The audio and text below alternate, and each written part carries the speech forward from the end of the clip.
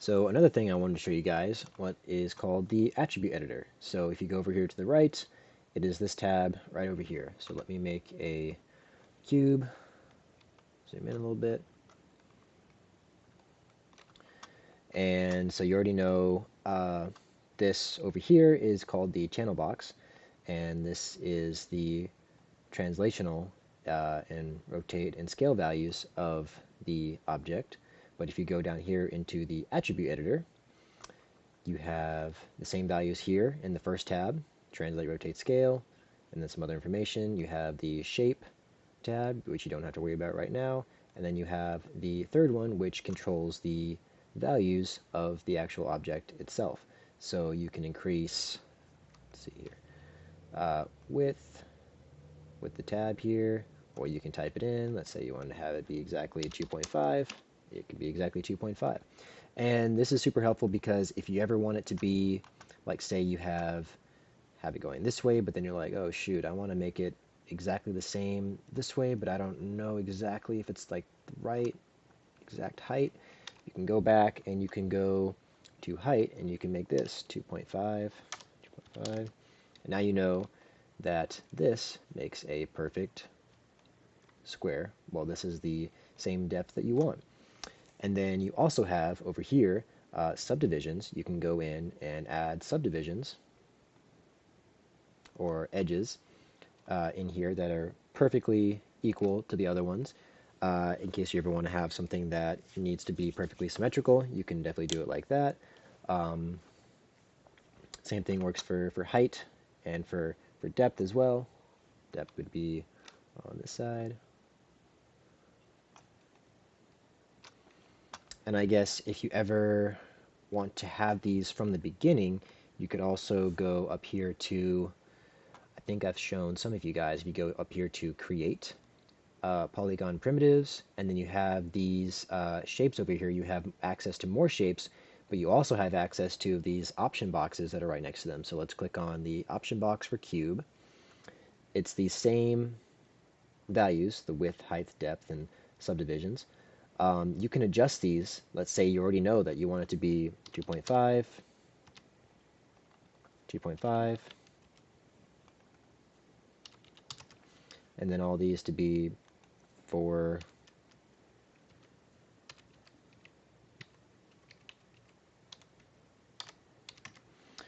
and then you can just create that, and it creates the exact same thing. So you can do that as well. Also, I think some of you have seen that you have your materials in here as well. So if we click on Lambert, this is the color that is assigned, or the material that is assigned to the shape. And whatever action you do will be the last thing in the attribute editor. So let's say I go into face mode and I do a whole bunch of extrusions, edit mesh, extrude.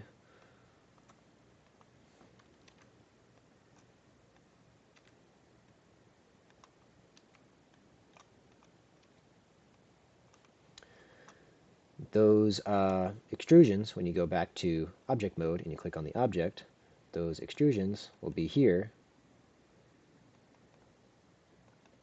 And the last thing will be the material. So if you ever need to adjust the material, let's say you got, you made it like a green, and then you're like, you click off of it, you go back to the channel box to adjust it, and you go back to object mode, you click off, and you're like, oh dang, how do I get back to that one without having to give it a new material? If you go to attribute editor and you go all the way to the right, you can go back into whatever color is assigned, but make sure if you do have like a special color on it that you do assign a new material first, and you're not adjusting the default material like the gray one that is assigned to all the objects, and I will show you why actually. So let's say this, for the extrusions, okay, Lambert 1. So this is the Lambert that just gets assigned to everything when it gets created, the official gray that you guys all know and love. if you go in here and adjust it to like a blue, anytime you make a new object, it also makes it that exact same color. So then let's say you wanted to have this be a different color and you're like, what the heck? Like, why is this one blue? It's because you adjusted the default material that is given to everyone. So you can turn that back to gray, or whichever gray this one is. Might be that one. Yeah. So always make sure that if you're going to make something a cool color, that's why I showed you guys the assign new material first, so you know that you can assign a material to it. But if you want to adjust that material without having to make a new one, you can find it here in the attribute editor all the way to the right, and it should be not Lambert 1, but Lambert 2 or Blinn 1 or Phong 1 or whatever material that you choose, and you can adjust all that cool stuff here in the attribute editor.